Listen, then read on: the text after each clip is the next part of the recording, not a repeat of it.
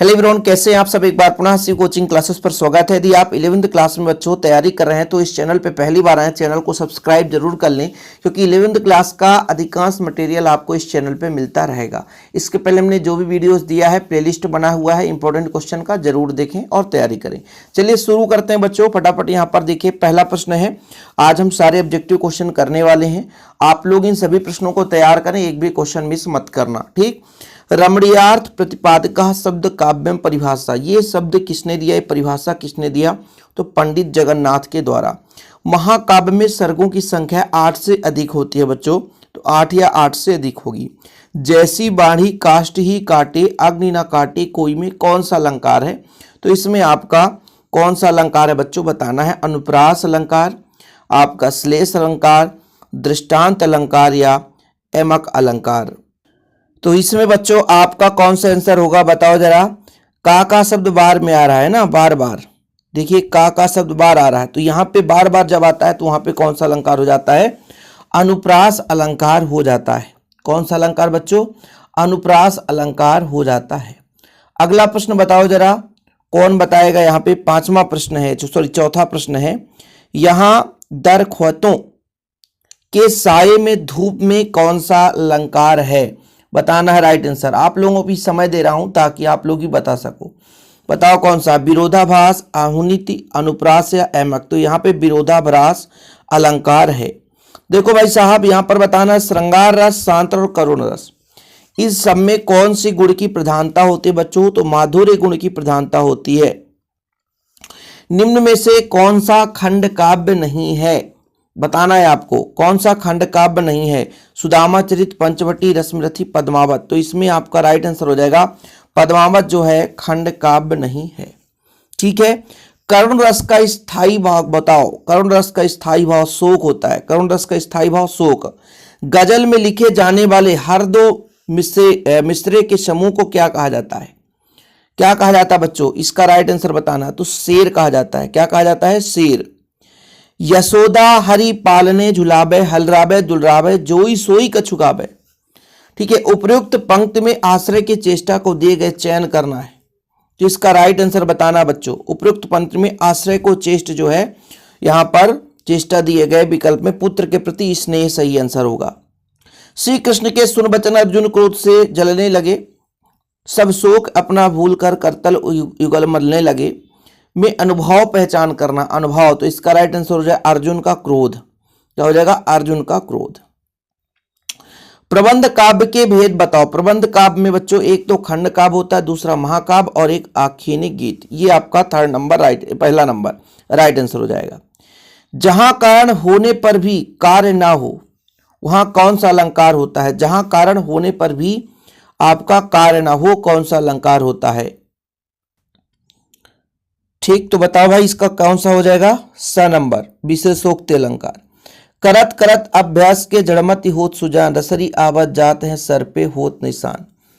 करत करत अभ्यास के जड़मति होत सुजान, रसरी आवत जात है सर पे होत निशान। इसका सही आंसर बताना है। तो इसका राइट आंसर हो जाएगा दृष्टांत अलंकार, ठीक है बच्चों, यहां तक क्लियर। आगे चलें, रिक्त स्थान की पूर्ति करनी है। रिक्त स्थान की पूर्ति करनी है, इसका राइट आंसर आपको बताना है। चलिए फटाफट शुरू करते हैं। प्रबंध काव्य के अंतर्गत कौन सा आता है, सूर सागर या साकेत। तो प्रबंध काव्य के अंतर्गत आपका साकेत आता है। कामायनी जयशंकर प्रसाद का क्या है बच्चों, तो महाकाव्य है।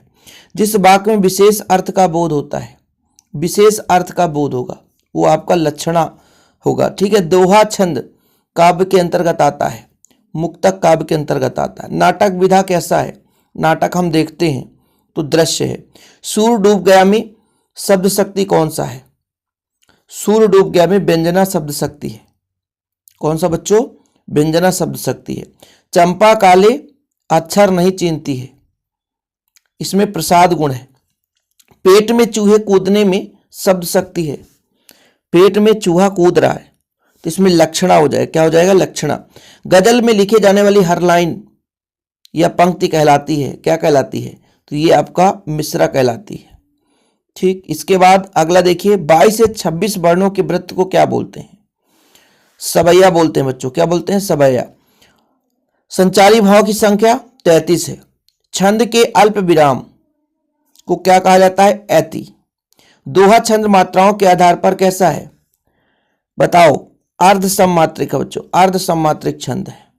सॉरी ये वाला फर्स्ट नंबर अर्ध सममात्रिक, अर्ध सममात्रिक छंद है। आश्रय की चेष्टाओं को क्या कहते हैं? तो आश्रय की चेष्टाओं को अनुभाव कहा जाता है।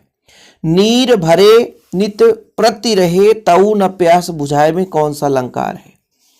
बताओ। तो इसमें विशेषोक्ति अलंकार है। हास बत्सल रति, ये क्या है? सबके सब श्रृंगार रस का रति स्थायी भाव है। जिस काव्य में एक घटना का विवरण हो उसे हम खंड काव्य कहते हैं, और जब संपूर्ण रहेगा तो आपका रहेगा वो महाकाव्य। किसी बात को सिद्ध कर सत्यता प्रमाणित करने के उदाहरण दिया जाए तो आपका दृष्टांत अलंकार हो जाता है। सिद्ध कर फिर सत्य प्रमाणित करने के लिए वहां पर हम क्या करते हैं? उदाहरण देते हैं बच्चों। चलिए आगे चलते हैं। यहां पर देखिए राइट आंसर बताना है। सही जोड़ी बनाने में पहला का कौन सा होगा? संगत ढिंग बैठी बैठी, इसमें पुनरुक्त प्रकाश अलंकार है। पीपर पातन पूजन लगे, पापा शब्द है तो अनुप्रास अलंकार। वीरभद्र भयानक, इसमें सब में सब क्या हो बच्चों? ओज गुण पाया जाता है। साकेत क्या है? साकेत एक महाकाव्य है, ठीक है। जहां काव्य सुनने से हृदय द्रवित हो जाए वो माधुर्य गुण होता है। इसके बाद दूसरे नंबर पे चलते हैं। कुंडलिया छंद, कुंडलियों छंद में बच्चों 6 चरण होता है, ठीक। दोहा छंद 24 मात्रा टोटल। रोला प्लस दोहा जब मिल जाती हैं तो कुंडलिया छंद का निर्माण करती है, ठीक है। इसमें घनाक्षरी, घनाक्षरी का हो जाएगा ये, और रोला का हो जाएगा ये 11 और 13 में विराम, ठीक। चलें आगे देखो भाई साहब, इसमें थोड़ा लंबा चौड़ा दिख रहा है ना। गजल बता दो, गजल। तो गजल का हो जाएगा आपका ये उर्दू साहित्य विधा गजल है, ठीक। इसके बाद शब्द के अर्थ का व्यापार, ये आपका बच्चों शब्द शक्ति कहलाएगा। जहां रस होता है वहां गुण होगा, है ना। सर्ग के बंधी रचना महाकाव्य, और गजल की पंक्ति वो आपका मिसरा कहलाती है। आगे चलते हैं बच्चों। एक वाक्य में उत्तर, ये तो आप लोग वैसे ही बता दोगे, एक वाक्य में उत्तर यूं आसानी से, ठीक है। फटाफट करेंगे।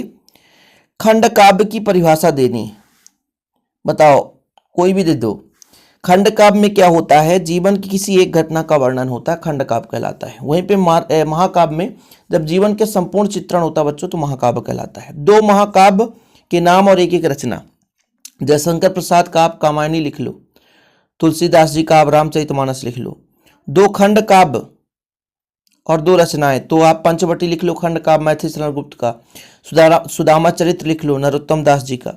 बीभत्स रस का उदाहरण बताओ, ठीक है। ये आप रस पढ़ोगे तो बन जाएगा। वीर रस की परिभाषा देखो, रस की जब परिभाषा पढ़ी जाती है तो साहृदय के हृदय में वीर का क्या होता है? उत्साह। उत्साह नामक स्थायी भाव का विभाव, अनुभव और संचारी भाव संयोग होता है, वहां पे वीर रस हो जाता है।